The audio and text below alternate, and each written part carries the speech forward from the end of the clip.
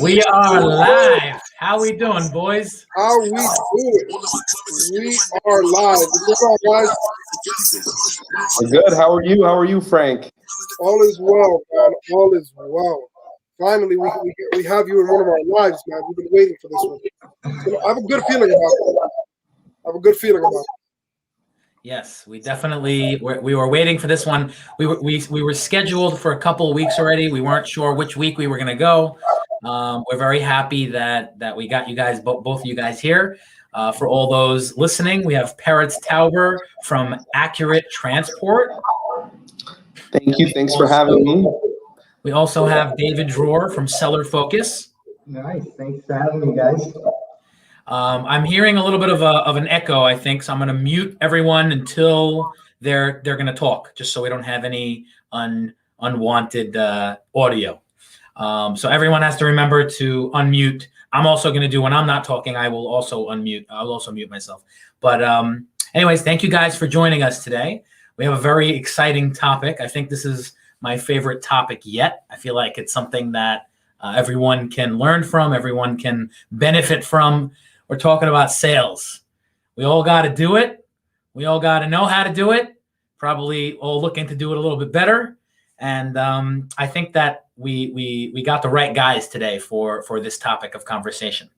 So we always start off with an intro. We never introduce myself or Frank because everybody knows us already. At least all of our listeners and followers know us, but they don't know you guys. So Dave, if you want to give a quick intro, who are you? What are you about? What do you do? And then Peretz, if you can do the same.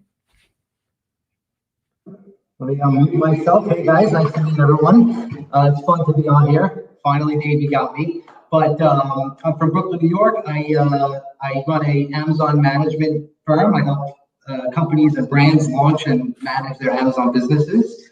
And yeah. Okay, awesome. Yeah, that's enough.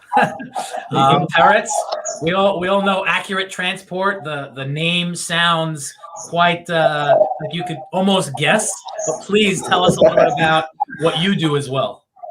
Yes. Hi, everybody. My name is Peretz Tauber, and I work for a company called Accurate Transport. So people hear transport, it's a very broad term. You know, there's transportation, even when it comes to e-commerce, it could be parcel, can be business to business. It can be from the ocean. There's just so many different parts of shipping. What we specialize in is freight, palletized freight, whether it's to fulfillment centers, whether it's to Amazon fulfillment centers, Walmart centers, or whether it's direct to consumer. If you're selling larger items that, get delivered even to, residential areas. So that's primarily what we focus on, and that's, what we do. So yep. Okay, awesome. Love it.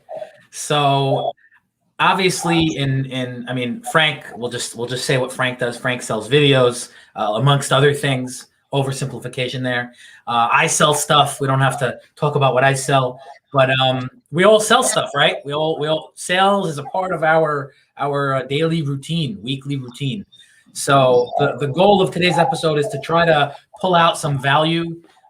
We obviously want to know anything that anybody here has found that works. I'll go and I'll start. I'm just going to say something that I found it has always worked for me. Dave, you might agree and say that works for me as well. It's really just about coming up with what we've seen worked, to try to give some tips and tricks and little nuggets of what we've seen work, because I would say we're all doing sales and we're all pretty good at it, at least in my opinion. So the goal is to try to spill over some of that knowledge and value. So I'm going to set the tone a little bit. I'm going to say like an example, and then I think everyone should get an understanding and maybe just try to go out and say a little nugget, like I said. So something that I'm talking to people all day. I always find that when I'm talking to a client and we're talking about how I can help them with Amazon services, I try to get to the how I can help them as quickly as possible. I try not to sugarcoat it and make, there's the whole cheesy sales pitch. So I find that brutal honesty on it, in at least when it comes to Amazon services, you speak to the guy, you tell him exactly what you think you could help him with. You tell him what you're going to charge. You tell him, like, you just get to and it works for me. I didn't even start this in a way like, oh, let me think of a good sales tactic. I did this because I speak to a lot of people and I don't want to waste my time if I'm talking to someone, and I don't need to waste time if we're not a good fit. I want to figure it out as soon as possible. And also, I don't want anyone to ever feel like I led them on. So because of those two important pieces, I kind of just always very quickly say, hey, I can't help you, or hey, I could help you. And if I say I can help you, I'll very quickly, on the first phone call, within the first 10 minutes, I'm going to tell them, hey, this is what we charge. This is the model that we charge by. And if that's not for you, then let's know that now. And then, we could part ways, and we could just, thank you for your time. Thank you for listening. Thank you for reaching out. But I always find that, like, getting, and again, I feel like the reason why I'm bringing this up is because I don't think this works for everyone. I think that this might not work in some industries. And I guess the first question I'm asking is, do you guys find that brutal honesty works? Do you guys find that, it's just about, just telling the guy what he wants to hear? I'm going to ask Peretz first. Please, if you can, shed any light you have on that. Tell me if you agree, disagree. We want to hear from you guys because, honestly, before you answer, I heard Peretz sell someone at LinkedIn Global. And in that moment, the first person, I met him and my friend met him. And I realized within 1 minute, this guy's a good salesman. So with that build up, Peretz. What a great intro. Yeah, go ahead. What a great intro. Thank you. I appreciate that, David. So first, I like to tell this to everybody because I'm sure maybe not everybody that's watching this video or that's going to watch this video is actually in sales. The number one thing is that you need to have the mindset that you are doing sales even when you're not doing sales. What I mean by that is you can be an employee for a company, but if you're dealing with customers, you are a reflection of the company. So you can build that mindset no matter who you are, no matter if you're an actual salesman and trying to sell, or whether you're just customer service or doing anything else. So that's number one, when you're saying sales. Now, part of what you said, David, and I'd like to expand on that, is that lots of times we're in an industry where we offer many things. We can do for you this and that and that. And lots of times the problem is that when you call somebody and you want their business, you're asking for so much that they're like, okay, forget it. It's too complicated. It's too much. It's too large. What I find helpful is that everybody has one pain point, and you might not know that pain point before you get on that first call, but try to take the best thing you do and just pitch that.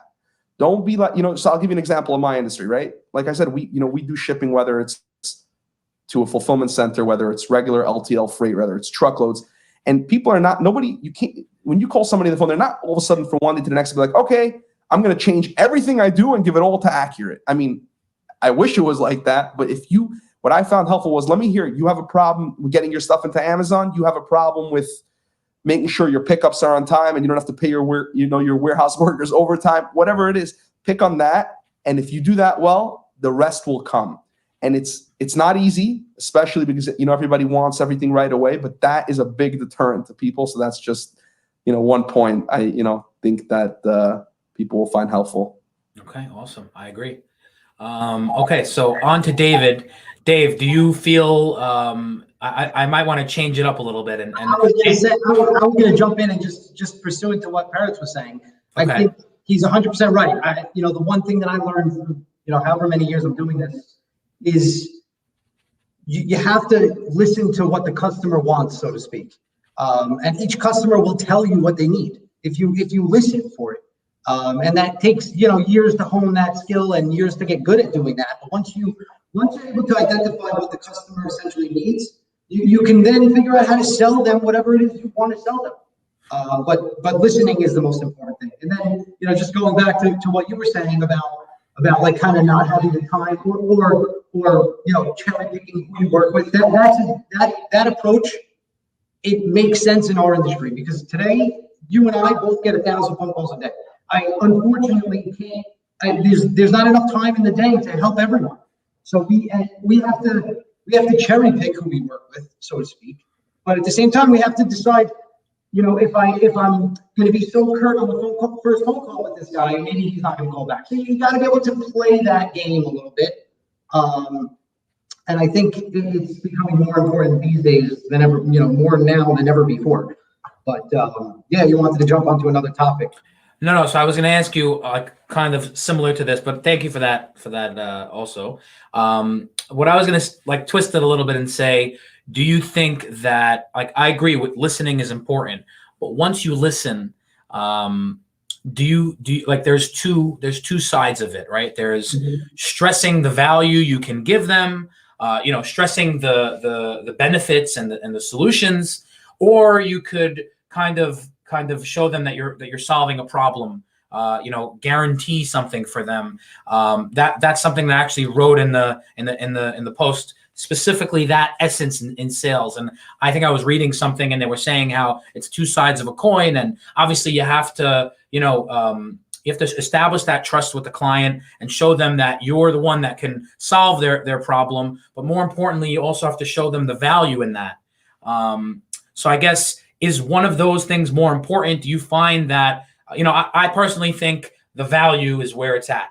I mean, you have results, you have, the outcome, and it's not always controllable, especially in our service, in our industry. So it's more about the value. Like, I provided you with guidance, I provided you with the manpower to do something, depending on the service. But I guess to more on that note of either stressing the value or stressing the results. It's both, honestly. I think it's both. You need to be able to have the knowledge to get certain things done, and you need to actually be able to get them done. But like you were saying, there is a ton of value in building relationship with someone and getting things done for them, and then understanding along the way that you're not going to be, a home run hitter every time, especially in the world that we live in the area, in the game that we're playing.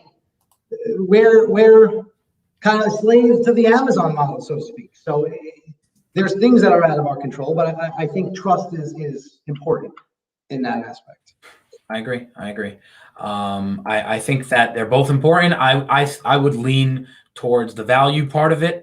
Yeah. Frank, you're awfully quiet. What do you have to think? What do you have to say on that point? He's muted. Hold on. There we go. Yeah. So look, you know why I'm quiet. Everybody knows that I'm coughing a lot. I'm recovering from COVID, so I'm at home. I'm in a storage room, and that's why I'm letting David and everybody else take over, just because I don't want to be talking so much. But look, this is the reality. Know your stuff. So wait a second. So you're saying that you had every excuse in the book: Corona, the fatigue, all the bucket of symptoms, and you still showed up, Frank? Was that what you're telling me here? You got to show up, man. At least my face to be here, right?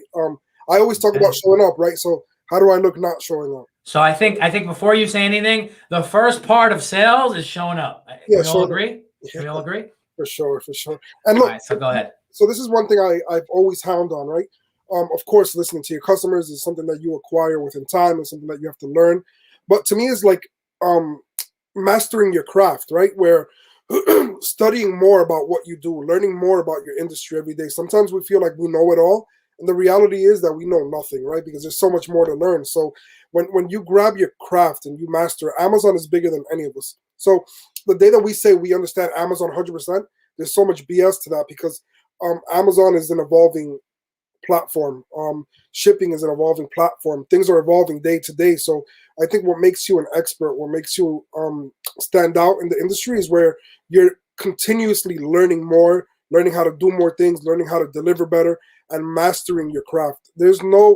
I always tell people, we always have to be in better, right? We can never say that we're completely done, right? Look at Facebook, look at Instagram. It's always evolving with better tech, better user experiences. So as businesses, we have to do the same. We have to understand the industry more, always dive in it and learn, so that when your customer comes to you, you're updated with new information. You're ready to bring new things to the table, new strategies. It's filling yourself with information so that you have answers when people ask. Can't hear you, David. Sorry. Okay. So I mentioned earlier when I was talking about my sales experiences. I mentioned that I'll try to get to I'll try to figure out whether or not I could help them or not very quickly. So I want to kind of pivot this over, and we have our guest appearance. I'm gonna join in also just to answer this question as well. But I want to know, how does everyone handle objections when you're in your sales pitch and you have that? We all know the tough cookie. Everyone knows that guy. But when you're trying to sell and you get an objection, I want to talk a little bit about that. I'm going to add in Ellie, who is our surprise guest. How we doing? Hey, how you doing? Before we answer the question, Ellie, you want to just give a quick little intro? Where you from? What do you do? And then we'll answer. We'll take a crack at that answer. Sure. So my name is Ellie Safdiah, born and raised in Deal, New Jersey. I'm actually good friends and cousins with David Dror of Amazon Experts. So I'm excited to be on this podcast. Thank you guys for hosting. I sell licensed apparel. So what kind of questions do you guys have? So we're talking about sales today, Ellie. And thank you for so to full disclosure, we had a third guest here planned today, and Ellie was kind enough to fill in. The guest couldn't make it last minute. Anything for my cousin. We ended up upgrading. You heard that, Beck? We upgraded. So we got Ellie in here, and Ellie, we're talking about sales. I know I didn't give you too much notice. Thank you for making yourself available. Always. But the question specifically, and I'll let you answer it first, is when you're in your sales pitch, when you're making a sale, when you're selling, part of your day is selling, right? Part of your week at least. How do you handle an objection to the sale? Do you just say, all right, we're not for you, I'll see you later? Well, David, I'm going to cut you a little bit. I love this question, but I want to bring up some objections, right? Some of the common ones that people bring up, and whoever can grab that and respond to it, right? So the first objection would be is now is not a good time, right? We hear that a lot often, right? How, if anyone wants to grab this one, I have a few objection questions that I want to ask, and whoever can grab it, and how do you deal with that question? So let's give it to Ellie first, if you have something. Otherwise, whoever wants to answer that question. Right now is not the time. How do you respond to that? When somebody tells you that not now, well, first off, there's never the right time. If you don't have the right product, the right place, at the right, the right combination, there's no right time. What you have to do, in my opinion, humbly, is that you have to create the right time. So you deal with objection first and foremost. You take it as a learning experience. You got to take whatever the person you're trying to sell, the customer, the retailer, whatever they're telling you, you got to take it, absorb it, and course correct, and come back to them with an improved solution to address what they're telling you. So if it's not the right time, why is it not the right time? You got to answer that question and then tackle that. But more importantly, I think, is that you have to make it the right time. I think just a major key, in my opinion, is knowing your customers so you are able to hit them at the right time. I like it. I like the answer. Yeah, just to add on that, because that's if the guy said it's not the right time, whatever you said in those 15 seconds is not what he wanted to hear. Because I've had many times where if you reach someone busy, but you get what they want to hear, they'll make time. So the next time you call the guy, even if it's okay, call me in a week, start something else, come up with some other way to get him into conversation. Maybe, talk about something else entirely, because he said, it's just a way of getting, it's not interesting. I'm too busy. Have a good day. That kind of thing. 100%. I'm so on board with what Eli said. Also, Peretz, 100%. So this is another obstacle that I'm pretty sure we all come across is it's too expensive, right? It's too much of an expense, right? So how are we, I know we're all dealing with this. We all get those type of responses. So how are you guys dealing with some of these obstacles? This is too expensive. I'm not sure. I'll go first. So if it's too expensive, I'm the first person to say, so we're not for you. And that could be the wrong thing to do, but I'll jump at the chance to say, we're not the cheapest guy on the block. We're the best guy on the block. We're the best quality. You might pay someone else a cheaper price to do the same job or a similar job, but you're just going to pay another person again when they have to do it again because they didn't do it correctly. Or you could just pay the more expensive price the first time around, do it right, and be done with it. So that's my answer. We don't necessarily, we don't need to be the right fit for everybody. So that's and I don't necessarily think that's right. And the next question I'm going to ask is also something that I feel like I might not be doing this correctly.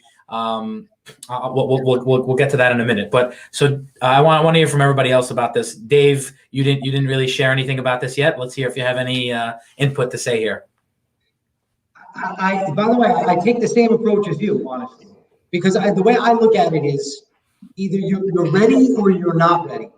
So if there's a conversation that has to be had about dollars and cents, and we're close, then I'll have a conversation. If we're far and I see already the relationship is going down that road, and you're not really ready, for what we do, it's almost not worth it. Now, the other side of that coin is, a lot of these people, they might end up flourishing, they might end up becoming huge accounts, and you also want to make it known to them that you are a premium product, and that when they're ready, you are the right guy to go to. So there's that fine line that you got to walk. But I'm with you all the way. I feel like I'm good for certain people, and I'm not good for other people. It all depends on the situation, I think. Yeah, I agree. Cool. Yeah, these are some solid answers. I typically I have other, like, we charge a certain amount of money for a brand identity. Frank, I definitely cannot afford that, so I do not lower my prices, but I do send them to another branding agency that I know that's for cheaper. So I do have that. Let me help another agency out. Let me connect you to good people that can. At least you're building value there, so that down the road they know. Maybe they come to you, hey Frank, do you know anyone that does this? And you might be doing that, or you might have a relationship with that other guy, and all of a sudden that could snowball into a client of yours or a big opportunity for you. So, you never know what can come from things that, maybe you turn down or maybe you don't take seriously the first time around. So you always got to help and treat it with respect and hope it comes back. 100%. So Frank, so the next point I wanted to just lead into, which is kind of, like I mentioned, like I feel like I don't necessarily do the right thing when it comes to this, and that is small talk. You get into the meeting with the guy, right? We all do it. We sit with the guy the first few minutes. Me personally, I am guilty of jumping into the business too soon. I'm not good at talking about the weather. I'm not good at talking about just, give the get. I'm not like that small talk guy. If anything, when I go to an account that I want to impress, I even bring somebody else with me to do small talk, to talk about the weather. As crazy as it seems, someone who doesn't even know Amazon, the only thing they're there is to just talk about the weather. So I personally, I'm not good at that, in my opinion at least, or I'm not as good as I want to be. And I feel like it's important, and I'm very curious to hear what everybody has to say about that. Peretz, why don't we start with you?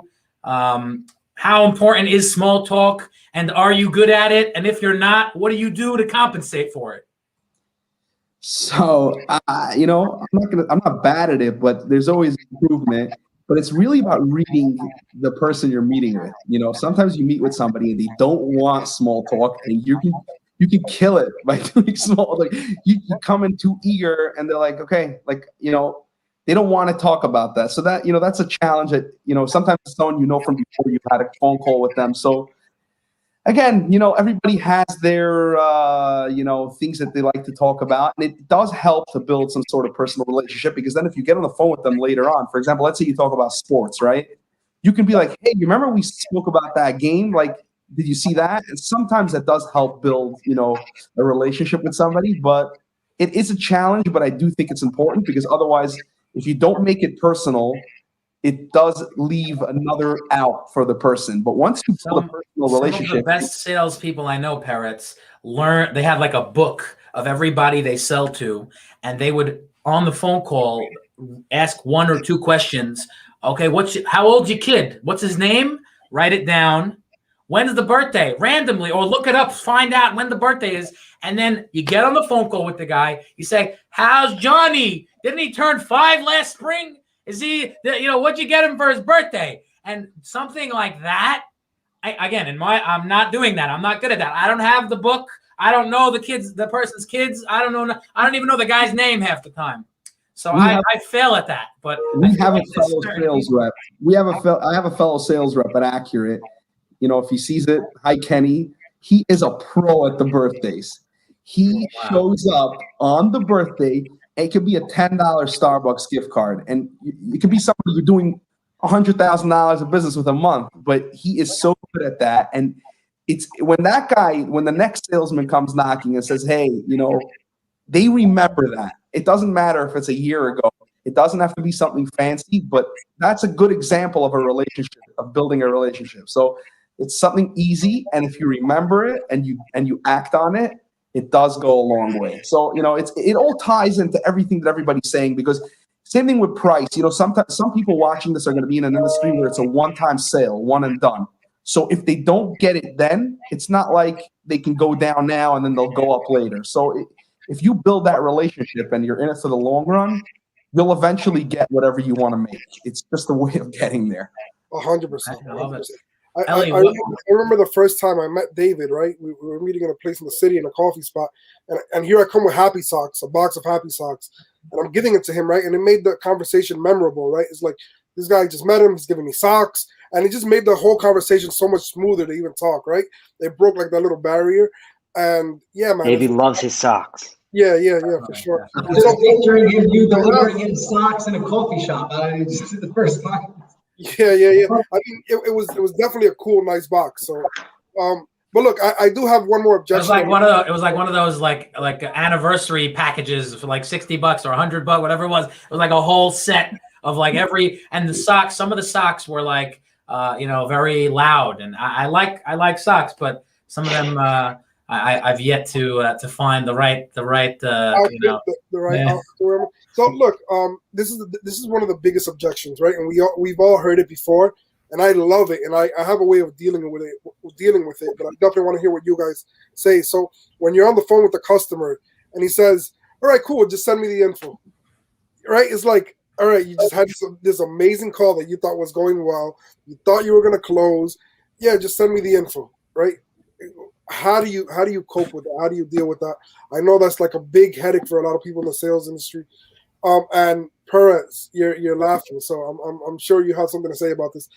Send me the info. Yeah, it is a very common thing, because it's actually funny. I saw a post about it on LinkedIn recently where somebody said that the guy said, what's the email address? And he told him info@whatever.com. And every time he'd send something, it'd bounce back. So he called the guy, maybe I have the wrong email address. He basically took him 3 tries to get the message like, there's no info. He doesn't want to do business with you. But when someone tells me, send me the info, listen, there's nothing you can do. You said your pitch, you had the conversation, send the info, and then you got to move to step 2. You got to go to second base, whether that's, whether go down and meet the person, show up at their office. I mean, you don't have much of an option. If that's the end of the conversation, you have to just go with the flow. It is very, very common. And I actually have already, in any industry, I already have a way of sending an email after a call. It shouldn't just be the info. It's not just, oh, here's the info, here's the brochure, whatever it is. Yeah. So you have to try to continue making it personal. There's not, in my opinion, there's not much you can do. If someone said no, it's a maybe. So you have to keep building on it. And before you let me go, I just want to bring up the birthday point again, because I think this is another thing people don't realize. Why is the birthday so? It's just an example, but why is it so memorable? Because everybody's getting gifts at Christmas, and everybody's getting, Purim gifts, and they don't remember you. It doesn't matter if you sent a $100 bottle of wine, but if the guy got $100 bottle of wines, he won't remember you. So you have to think out of the box and be a little different, and come in from a different angle, do it a different way. That way you stay memorable. Just touching on that point again, I always use this office supply company. I used the same company for years, not because they had the best prices, but because once a year they give me $40 Yankee tickets. And it wasn't, you know what I'm saying? Like just the little practical little things like that. They make the relationship so much easier to have and so much easier to kind of do. Or they come to your office. They come to your office and they give you a big jar of candy. Yeah. And then every time Frank visits, he always finishes all the candy and says, "Where do you get all this candy from, bro?" And, what the problem is with that, David? That then I keep getting, every time I get on the phone with the customer, they're like, "When are you coming to refill the candy jar?" I definitely know what the candy you're talking about. The ones that they have in B&H. that come from like those little sour ones? Is that it? Frank, No. the ones that I'm making fun of you. You always eat all those candies that Peretz dropped off. He Okay, came to my so- office. He dropped off a jar of candy, and every time Frank comes, he says the same thing. He goes, "I got to get these candies, bro. Where do you get them from?" And I never tell him. And the this is best part about it is it says Accurate Transport on the jar. that I was just gonna say that. You know, the Yankee tickets are nice, and these kind of things, a bottle of wine. If you can find something that people want to keep on their desk, especially if you're a service provider that they use on a regular basis, that's a win. So Yeah. it's easy because nobody's keeping a mug on their desk that they're never using because then they have to wash it every time they have a coffee. You got to get creative. I didn't come up with the jar. I got to be honest. The company had it, but it's such a hit. And I go back to people's offices; it's always on their desk. You know, even Yeah, if so I'm gonna send you my office address. I'm gonna set up a meeting. So Eli, real quick, because you're in the wholesale business, right? So yeah, I love what you have. Whatever, send me the info. Like, how do you cope with that? So to touch on what Peretz said, in my opinion, what you got to do is you do got to make that information packet personable. You got to make it relatable to the customer. But equally as important, I think, is the follow-up. So maybe you caught the guy at a bad time where he had to run or he had a prior appointment that he had to jump into. So you got to make sure that you're doing your due diligence in terms of following up. Make sure you hit him, once a week, twice a week, once a month, whatever the cadence might be. You got to make sure that, you're still top of mind. That's what I think is a good way to tackle that pushback. I agree. I think you're right. Okay, guys, we're coming up to the close here. Wait, Peretz, you're on mute. I was on mute trying to tell Frank he's on mute because I saw he was talking. So we're coming up to the close of this episode, guys. I want to just, at the end of every episode, we always, as you can see, the banner scrolling across the bottom of the screen, we always want to plug the Ecom Cooperative. The Ecom Cooperative is basically a platform, a community that we're building for e-commerce sellers to grow their businesses. And the first thing we're doing is a 100K giveaway. You can sign up at theecomcooperative.com. All e-commerce sellers who are looking to grow their business, this is a place that you want to be. This is a place you want to go. It's free to join, and you have a chance to win up to $100,000 in services. So just, plug in that. Anybody interested, sign up, look at the website, all the prizes we're giving away. The drawing is May 5th. So just a little heads up for that. So thank you guys for joining us today. It was a great episode. Any closing remarks, Frank? And then you got to get that outro song, all right? I'm good. Thank you, guys. I think we dropped a lot of value today, and I'm going to take some of these tips myself, man, and integrate it into my sales process. Thank you so much. You guys are legit. And outro song, Frank. Outro. Thanks for having us, guys. Yes, thank you for coming. Great job, fellas. When it rains, it pours, baby. Guys, thank you so much. Everyone, much success in your sales efforts. Have a good day. All of my comments are screaming my name while I'm in the club, throwing them hundreds and fifties and ones.